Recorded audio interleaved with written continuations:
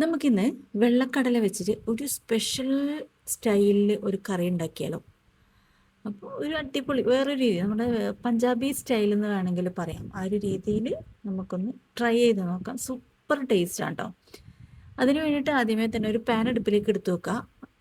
ഈ ഒരു കടല, നമ്മൾ വെള്ളക്കടല ഒരു 3-4 മണിക്കൂർ മുന്നേ വെള്ളത്തിൽ കുതിർത്തി എടുത്തിട്ട് ഉപ്പിട്ട് വേവിച്ച് വെച്ചതാണ് കേട്ടോ. ഇനി നമുക്കൊരു തക്കാളി, നല്ല വലുപ്പത്തിലുള്ള പഴുത്ത തക്കാളി ഒന്ന് അരച്ചെടുക്കണം. പിന്നെ ഈ നമ്മൾ വേവിച്ച് വെച്ച കടലയിൽ നിന്ന് ഇച്ചിരി കടല എടുത്തൊന്ന് മാറ്റി വെക്കാം കേട്ടോ.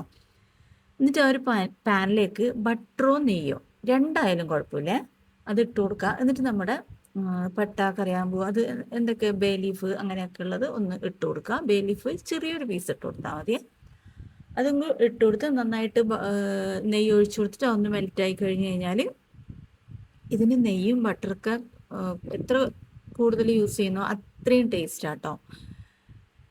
ഇതൊക്കെ ഇട്ട് കൊടുത്ത് പിന്നെ നമുക്ക് ഒരു 1/2 ടീസ്പൂൺ ചെറിയ ജീരകം കൂടി ഇതിലിട്ട് കൊടുക്കണം. ഇതൊക്കെ ഒന്ന് പൊട്ടി നമ്മുടെ ജീരകമൊക്കെ നെയ്യിൽ കിടന്നൊന്ന് പൊട്ടി വരട്ടെ. പൊട്ടി വന്നതിന് ശേഷം നമുക്ക് ഒരു സവാള ചെറിയ ചെറിയ പീസസ് ആക്കിയിട്ട്, ഏറ്റവും ചെറുതായിട്ട് അരിഞ്ഞെടുക്കാൻ പറ്റുന്നോ അത്രയും നല്ലത് കേട്ടോ.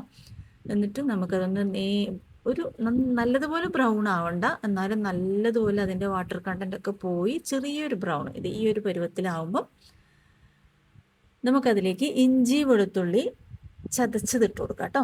ഒരു 2-3 അല്ലി വെളുത്തുള്ളി, ഒരു ചെറിയ കഷ്ണം ഇഞ്ചിയാണ് കേട്ടോ, ചതച്ചിട്ട് കൊടുക്കാം.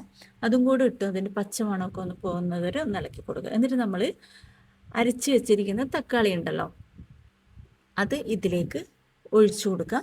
പിന്നെ നിങ്ങളുടെ അടുത്ത് ടൊമാറ്റോ സോസിന് ടേസ്റ്റ് താല്പര്യമുള്ളവരാണെങ്കിൽ ഇച്ചിരി ഒരു ടീസ്പൂൺ ഒന്ന് ഒഴിച്ചു കൊടുക്കുക. ഇല്ലെങ്കിൽ അത് അത്ര അത്യാവശ്യമുള്ള കാര്യമില്ല കേട്ടോ. ഈ തക്കാളിയും ഒന്ന് ഇളക്കിയെടുത്ത് ആ പച്ചമണമൊക്കെ പോകുന്നത് വരെ വെയിറ്റ് ചെയ്യുക. എന്നിട്ട് നമ്മുടെ പൊടികളൊക്കെ ചേർക്കുക. ഗരം മസാല, കാശ്മീരി മുളക് പൊടി, ചെറിയൊരു ഗരം മസാലപ്പൊടി, മല്ലിപ്പൊടി, പിന്നെ നമ്മുടെ ചിക്കൻ മസാല ഒരു കുറച്ച്, അതും കൂടെ ചേർത്തിട്ട് കുരുമുളക് പൊടി കേട്ടോ. അതായത് ഗരം മസാല, മുളക് പൊടി, മല്ലിപ്പൊടി, നമ്മുടെ ചിക്കൻ മസാലയുടെ ചെറിയൊരു പൊടിയും കൂടി ചേർത്തിട്ട് അത് നന്നായിട്ടൊന്ന് മൂപ്പിച്ചെടുത്തിട്ട്, നമുക്ക് കരിഞ്ഞു പോയത് ഈ പൊടികൾ ഇടുന്ന സമയത്ത് തീ ഒന്ന് കുറച്ച് വെക്കുക. എന്നിട്ട് നന്നായിട്ട് മൂത്ത് വന്ന് അതിന് സ്മെല്ല് വന്നു കഴിഞ്ഞാൽ നമുക്ക് ആവശ്യത്തിന് വെള്ളം കൂടി ചേർത്തിട്ട് ആ വെള്ളം കൂടി ഒഴിച്ച് നന്നായിട്ടൊന്ന് തിളച്ച് വന്നു കഴിഞ്ഞാൽ ഉപ്പും ചേർത്ത് കുറച്ച് കറിവേപ്പിലയിട്ട് ഒന്ന് തിളപ്പിച്ചെടുക്കുക കേട്ടോ. അടച്ച് വെച്ച് മീഡിയം ഫ്ലെയിമിൽ ഇട്ടിട്ട് നന്നായിട്ടൊന്ന് തിളപ്പിച്ചെടുക്കുക. ഇത് നന്നായിട്ടൊന്ന് വറ്റി വന്നു കഴിയുമ്പോൾ നമുക്കൊന്ന് ഇളക്കി കൊടുക്കാം കേട്ടോ.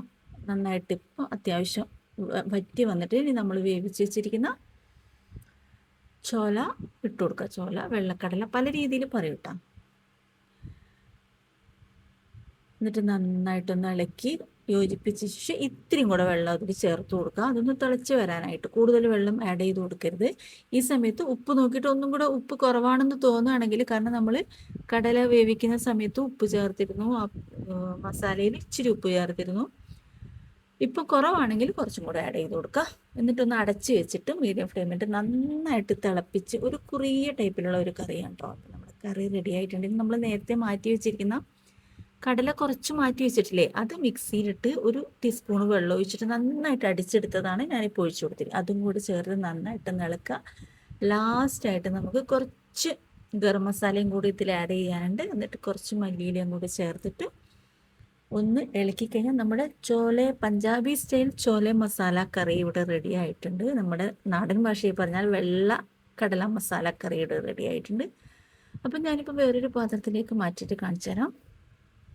പൂരിയുടെ കൂടെ ആയാലും ചപ്പാത്തിയുടെ കൂടെ എന്തിൻ്റെ കൂടെ ആയാലും ഇതൊരു നല്ലൊരു കോമ്പിനേഷൻ ആയിട്ടുള്ള ഒരു കറിയാണ്. ലാസ്റ്റായിട്ട് നമുക്ക് ഇച്ചിരിയും കൂടെ മല്ലിയില അതിൻ്റെ മുകളിലേക്ക് വിതറി കൊടുക്കുക.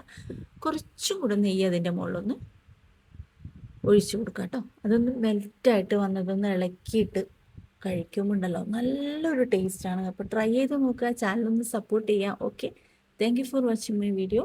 Thank you.